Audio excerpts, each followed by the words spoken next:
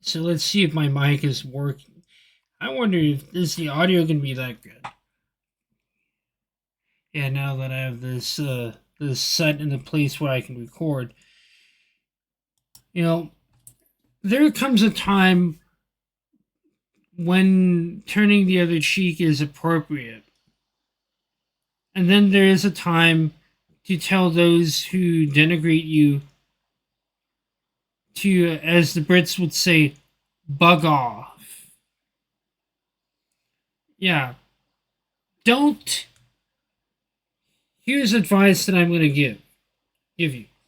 Don't be a reactionary towards these people. Don't give them a reason to point the finger and scream fascist. Ask questions. Ask questions.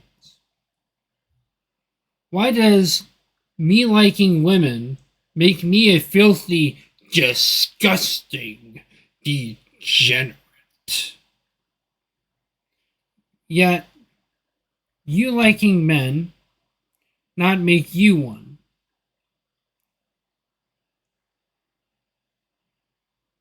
How is it that being a homosexual does not make you a degenerate, but me either being a heterosexual or even being a bisexual make me one? It's like the reasoning here with people escapes them, and they don't really think about these questions.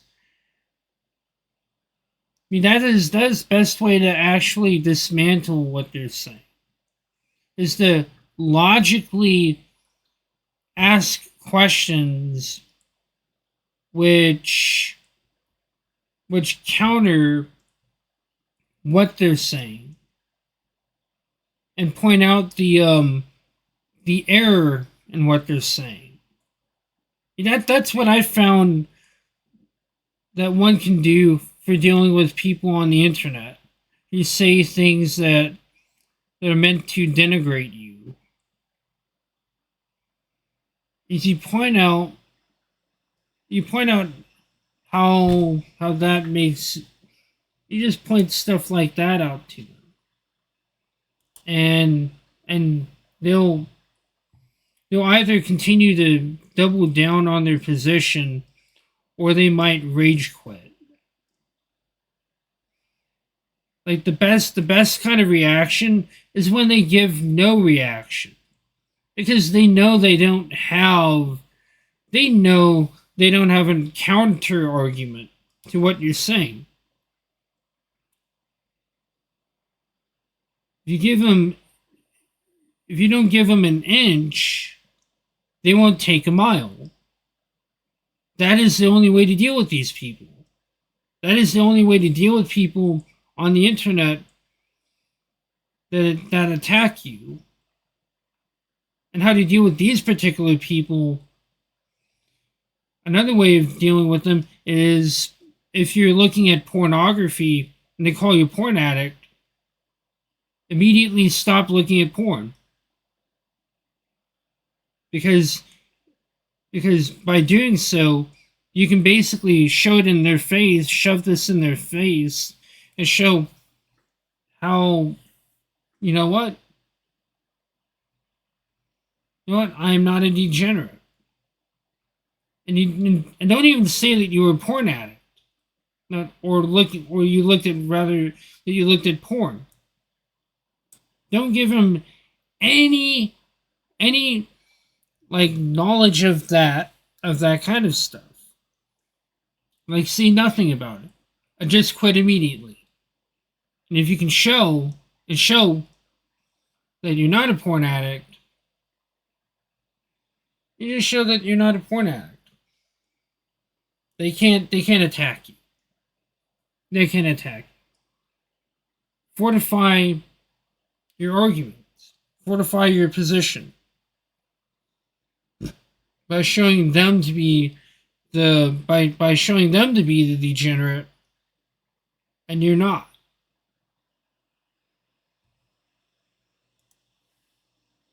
That is the only other way of dealing with these types of people. Like ask questions like, if there is such a thing as gay bashing, why then is there not such a thing as hetero bashing? Why is one okay and the other not? Why must there be the double standard where I'm the porn addict, but not them? If you fight for against censorship, you are the filthy degenerate. These people act a lot like the religious that bash other people of other traditions, and they basically call you backward, um, dirty, filthy heathen, pagan, satanic Hindu, and it's like, or it's like the atheists that will like crap on people for their practices even. And this is like the atheist will deny this. The atheist will deny this. But I've seen similar things from Christians.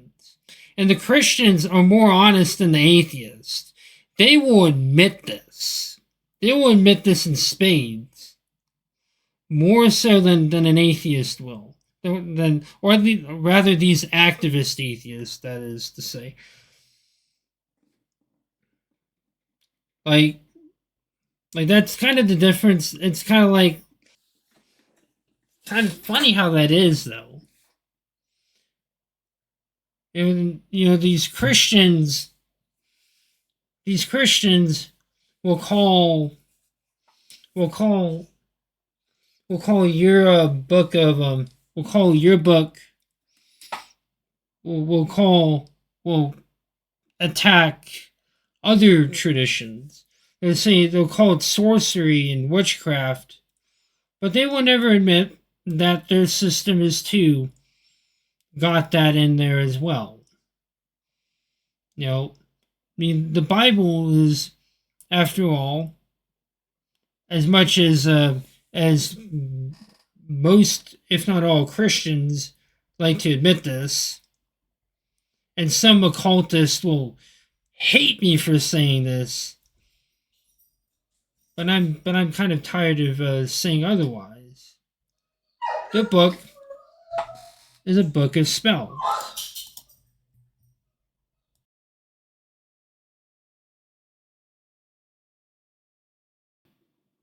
Things like the Psalms remind me a lot of the ancient Egyptian Book of the Dead in terms of structure and just the kinds of affirmations that you would hear in it if you read. And one little interesting thing, by the way, between is here's something that you probably didn't know or didn't even think about, since many of you don't really look into this stuff. Have you ever noticed those similarities between the ancient Egyptian god Ra and Ra and the Sanskrit term Ra? It's very interesting that the Sanskrit the Sanskrit term Ra means he who is radiant. And then we have the ancient Egyptian god Ra. Very interesting indeed. And I bet you a lot of you wouldn't even have thought about that, because a lot of you don't really look into this stuff. A lot of you want to be ignorant of this stuff and don't want to actually think. That's kind of the nature of wanting to be just oblivious to things. The people don't even know that. And that comes from just looking into these topics as I do, I look into these things quite a bit, quite often, and I notice things like that most people don't. How much of culture is inherited, and how much of culture is conceived by that culture that inherits? That is a question that most of these fuckers that want to judge people for their preferences as well as beliefs, as well as people's beliefs, hardly even talk about. You know, it's shows how very little questions they ask, and a lot of what they say is regurgitated. There's not a thinking mind among them. That's about all. Peace out.